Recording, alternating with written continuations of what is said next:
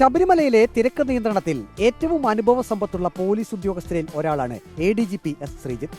പമ്പയിൽ നടന്ന ആഗോള അയ്യപ്പ സംഗമത്തിൽ ശബരിമലയിലെ ആൾക്കൂട്ട നിയന്ത്രണവും തയ്യാറെടുപ്പുകളും എന്ന വിഷയത്തിൽ സെഷൻ 3 നടത്തിയ ചർച്ചയിൽ ADGP S. ശ്രീജിത്തിന്റെ അവതരണം ശ്രദ്ധേയമായിരുന്നു. ആഗോള അയ്യപ്പ സംഗമത്തിലെ പ്രസ്തുത ചർച്ചയിൽ പങ്കെടുത്ത പ്രതിനിധികൾക്ക് ശബരിമലയിലെ തിരക്ക് നിയന്ത്രിക്കുന്നതിലെ വെല്ലുവിളിയും A to Z പറഞ്ഞു മനസ്സിലാക്കി കൊടുക്കാൻ ADGP S. ശ്രീജിത്തിനായി. ശബരിമലയിൽ എന്താണ് പോലീസിന്റെ വെല്ലുവിളി, എന്താണ് ഉത്തരവാദിത്വം, ലളിതമായി ADGP അവതരിപ്പിച്ചു.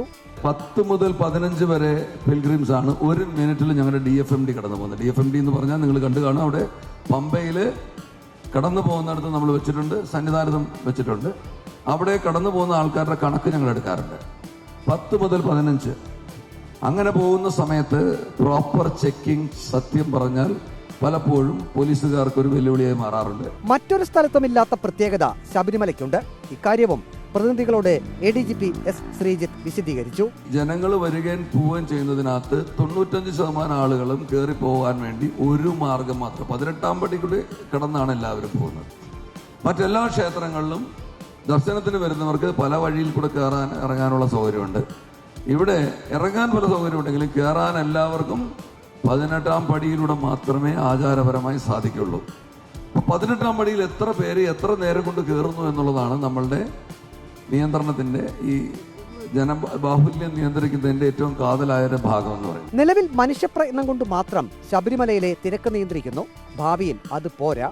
ഇപ്പൊ നമുക്കുള്ള ടെക്നോളജിയുടെ ഡെവലപ്മെന്റും അഡ്വാൻസ്മെന്റും കൊണ്ട് മനുഷ്യരുടെ ഇടപെടലിനേക്കാൾ കൂടുതലായിട്ട് നമ്മളെ സഹായിക്കാൻ പറ്റുന്ന ടെക്നോളജീസ് അവൈലബിൾ ആവുന്നത്, ഏറ്റവും നല്ല രീതിയിൽ ഉപയോഗിക്കാവുന്നത് എങ്ങനെയാണ് എന്നാണ് ഞങ്ങൾ ഇനി പ്ലാൻ ചെയ്തിരിക്കുന്നത്. ശബരിമലയിൽ ഒരു സെക്കൻഡ് പോലും അയ്യപ്പനെ ദർശിക്കാൻ പറ്റുന്നില്ല എന്ന ഭക്തരുടെ പരാതിക്ക് എന്തുകൊണ്ട് അങ്ങനെ സംഭവിക്കുന്നുവെന്ന് ADGP S. ശ്രീജിത്ത് പ്രതിനിധികളോട് വിശദമാക്കി. ചിലര് ഞാനൊക്കെ ചിലപ്പോൾ ചെയ്തിരുന്നുണ്ട്, എത്രാമത്തെ കൊല്ലമാണ് വരുന്നത് വെച്ചാൽ ആ കൊല്ലത്തെ പടിയിൽ തേങ്ങ ഉടയ്ക്കും. ഇപ്പൊ തൊട്ട് തൊഴാൻ സമയം കൊടുക്കാൻ ഞങ്ങൾക്ക് പറ്റില്ല. 75 പേര് ഓരോ സെക്കൻഡ് എടുത്തു കഴിഞ്ഞാൽ 75 സെക്കൻഡായി, 1 മിനിറ്റ് ഇവിടെ ഡിലേ ആയി. അടുത്ത ഗ്രൂപ്പ് കയറി 15 മിനിറ്റ് ഡിലേ വന്നു കഴിയുമ്പോൾ ക്യൂ നീണ്ട് മരക്കൂട്ടം കഴിഞ്ഞാൽ അപകടകരമായ അവസ്ഥയാണ്. ആ മരക്കൂട്ടം കഴിഞ്ഞിട്ട് ജനങ്ങൾ നിൽക്കുക എന്ന് പറഞ്ഞാൽ ചരിഞ്ഞ പ്രതലത്തിലാണ് നിൽക്കുന്നത്. ഒരാൾ വീണാൽ 100 പേര് വീണു എന്ന് നമ്മൾ മനസ്സിലാക്കണം. സ്വാമിമാർ പലപ്പോഴും പറയും, എന്നെ സ്വാമി ഇത് ഒന്നും തൊടാൻ പോലും പറ്റിയിട്ടില്ല. ഞാൻ പറയും, ഞങ്ങളപ്പോൾ പറയും, സ്വാമി മാത്രം തൊഴുതാൽ പോരല്ലോ, അതാ മരക്കൂട്ടത്ത് നിലയ്ക്കല് നിൽക്കുന്നവരൊക്കെ തൊഴണ്ടേ എന്ന് പറഞ്ഞ് നമ്മൾ അവരെ സമാധാനിപ്പിക്കാറുണ്ട്. മലകയറ്റത്തിനിടെ മരണങ്ങൾ എന്തുകൊണ്ട് കൂടുന്നു? ശബരിമലയിൽ ദർശനത്തിന് സംഘമായി എത്തുന്നവർ ഇത് കേൾക്കേണ്ടതാണ്. കൂട്ടത്തിൽ ഒന്നിച്ചു വരുന്നവർ മുൻപേ ഒരാൾ ഓടിപ്പോകുന്ന കാണുമ്പോൾ അതേ സ്പീഡ് വെച്ച് പോകും.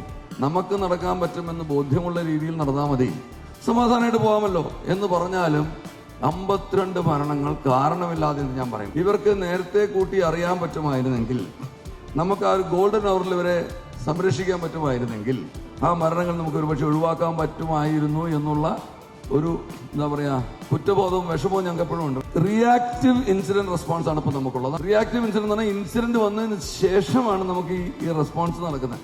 അതിന് നമുക്ക് എന്ത് ചെയ്യാൻ പറ്റുമെന്ന് വെച്ചാൽ പ്രൊആക്റ്റീവ് ആക്കണം. നമ്മളിത് മുൻകൂട്ടി കണ്ടുകൊണ്ട് എന്തൊക്കെ ചെയ്യാൻ പറ്റും, നമുക്ക് പ്രിഡിക്റ്റ് ചെയ്യാൻ പറ്റണം. എല്ലാവർക്കും സുഗമമായ അയ്യപ്പ ദർശനം, അതാണ് പോലീസ് സ്വാമിമാർ ശബരിമലയിൽ ലക്ഷ്യമിടുന്നത്. ഇത്രയും പറഞ്ഞുകൊണ്ടാണ് ADGP S. ശ്രീജിത്ത് തന്റെ പ്രസന്റേഷൻ അവസാനിപ്പിച്ചത്. എത്ര പേര് വരുന്നവരെയും ഞങ്ങൾ തൊഴിച്ച് തന്നെയാണ് വിട്ടിരിക്കുന്നത്. ഒരാൾ പോലും തൊഴാതെ പോയിട്ടില്ല. ആരെയും ഞങ്ങൾ നിർബന്ധമായി സന്നിധാനത്തെന്നോ പമ്പയിൽ നിന്നോ ഇറക്കി വിട്ടിട്ടില്ല. ഇറങ്ങിപ്പോ മതി എന്ന് പറഞ്ഞിട്ടില്ല. മുൻ DGP Jacob Punnoose, Thiruvananthapuram range DIG Ajitha Begum ഉൾപ്പെടെയുള്ളവർ പാനലിസ്റ്റുകൾ ആയിരുന്നു. തങ്ങളുടെ ക്രിയാത്മകമായ നിർദ്ദേശങ്ങളും അഭിപ്രായങ്ങളും പ്രതിനിധികൾ അവതരിപ്പിച്ചു.